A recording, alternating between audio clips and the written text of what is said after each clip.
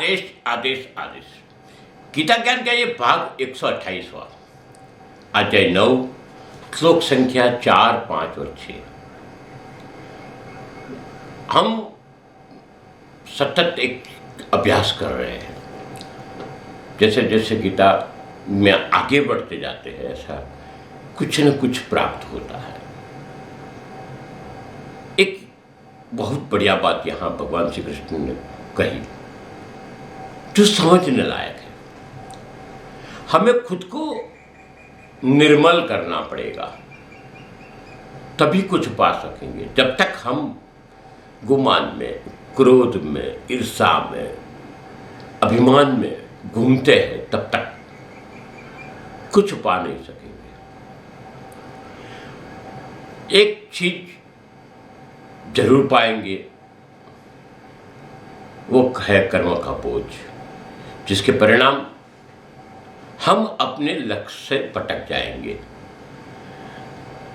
और जब लक्ष्य से ही भटक जाएंगे तो ये तय हो जाता है कि अलग अलग योनि में जन्म लेंगे, फिर मृत्यु होगा, फिर जन्म लेंगे, यही चलता रहेगा। खुद को मोक्ष के लिए तैयार करना पड़ेगा। जब तक हम उसके लिए तैयार नहीं होते हैं, तब तक हम उसके रास्ते चलते नहीं है, वो रास्ते पे चढ़ते नहीं है, तब तक हम कहीं न कहीं भटकते रहते हैं। मूल गंतव्य स्थल जो हमारे लक्ष्य में है, वहां नहीं पहुंच पाएंगे। ये एकदम कटु सत्य है। गुरु के चरण में बैठकर भी हम हमारे स्वार्थ की ही बात बोलते हैं कि हमारा ये हो जाए, हमारा ये हो जाए। हमारे चक्षु में यानी आंखों में पीलिया हुआ है, हमको जगत पीलिया दिखता है, और परिणाम क्या होता है हमको पता ही नहीं हमको क्या करना है। हम लक्ष्य से बहुत दूर चले जाते हैं, और हमें लक्ष्य दूर भी लगेगा। एक बहुत रहस्य की बात है कि जब तक हम राह पे चलते नहीं है, लक्ष्य क्या है हमको पता ही नहीं है, तब तक हम लक्ष्य पा कैसे सकेंगे। हमें भगवान श्री कृष्ण ने जो बात कही है वो समझना जरूरी है। चलो आगे की बात करते हैं।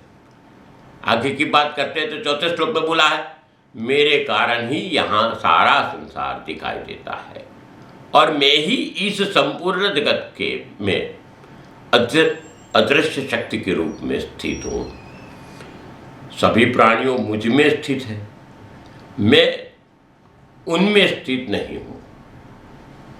5वें श्लोक में बोलते हैं, है अर्जुन, मेरी ऐश्वर्य पूर्ण योग शक्ति को देख। यह संपूर्ण सृष्टि जो है उसमें स्थित नहीं रहती है, फिर भी मैं सभी प्राणियों में पालन करते के रूप में पोषण करने वाला हूँ।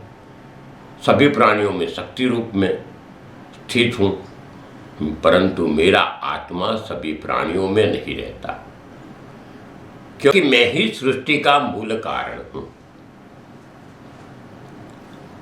6ठे श्लोक में बोलते हैं कि जिस प्रकार सभी जगह बहने वाली महान वायु सदैव आकाश में स्थित रहती है, उसी प्रकार सभी प्राणियों मुझ में भी स्थित रहते हैं।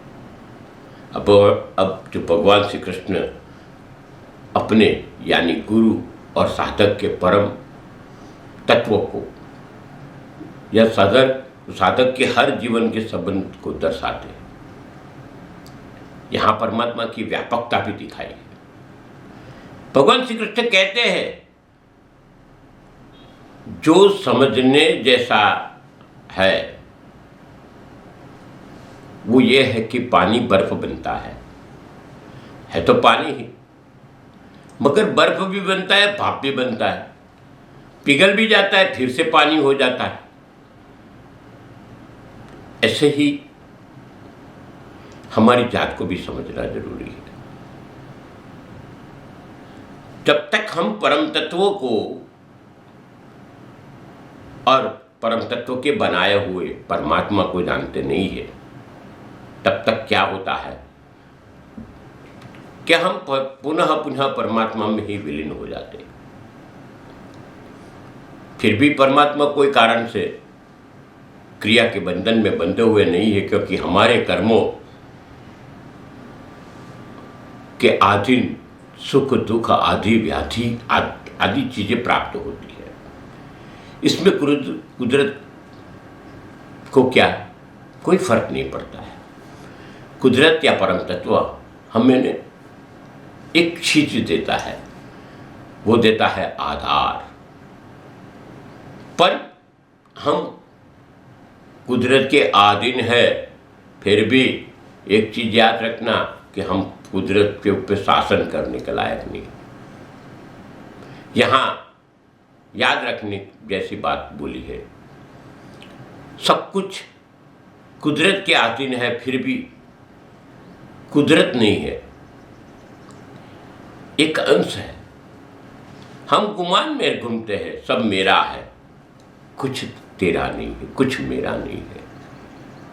हम जब सोते हैं तब सपना आता है, गाड़ी बंगला सुख शायदी सब दिखता है, मगर जब आंखें खुलती है तो हम कहाँ होते हैं?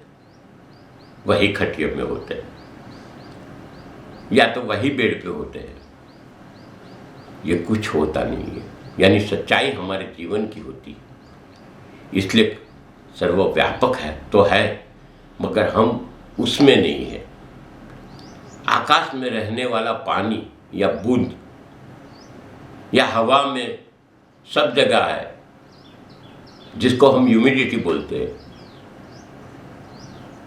क्या हम उसको पकड़ पाते हैं? वायु या ये वातावरण में रहा हुआ भेज आकाश को दूषित कर सकता है? तो बोलते हैं ना, इसमें आकाश को कोई फर्क नहीं पड़ता, कोई लेन देन नहीं है, क्योंकि ये वायुमंडल से भी ऊपर आकाश है। हमारे कर्मों से इसी तरह परम तत्वों को कोई लेन देन नहीं है। हम हमारे कर्मों से बाधित होते हैं, परम तत्वों को कुछ नहीं होता है। गुरु समझाता है, मगर हम ना समझते हैं तो क्या होता है कि हम कहीं न कहीं, फिर से बोलता हूं कि अपने रास्ते से पटके हुए माया के दलदल में फंसते रहते हैं। इसमें गुरु का क्या दोष? गुरु तो रास्ता दिखाता है, गुरु तो निर्लेप भाव से रास्ता दिखाता है। पाना ना पाना में आपका काम है, तो इसके गुरु को कोई असर नहीं होता, क्योंकि हमारे कर्म दोष से वो हमको लगता है। यहाँ एक बात का ख्याल बहुत रखने की जरूरत है कि परमात्मा जगत का आधार है। परमात्मा को कोई सीमा बंधन नहीं लगता है, वो सब में सबसे लिप्त है, हर कण में, फिर भी सबसे दूर है। जब तक हमें महसूस नहीं होता या हमारे जहन में उसको हम स्थिर नहीं करते, तब तक हम भटकते रहते हैं। हर तत्व में व्याप है। आगे भी एक चीज बोली, हमेशा परमात्मा को हम अलग गिनते हैं हमसे, ये हमारी गलती है। क्यों हम ऐसा अनुभव नहीं करते कि परमात्मा मेरे है, मेरे में है? ये जब तक अनुभव नहीं होता, कि जो मैं फिर से बताऊं कि अद्वैत भाव का जब तक अनुभव नहीं होता, तब तक हम वहीं के वहीं कूदते रहते हैं। इसलिए परम तत्व को पाने के लिए ही आधार बताया गया है, और वो आधार है ओमकार। इसको समझना बहुत जरूरी है। एक ओमकार की बात आती है, हर धर्म में लिखी। अब गुरु ग्रंथ साहब में भी एक ओमकार लिखा है।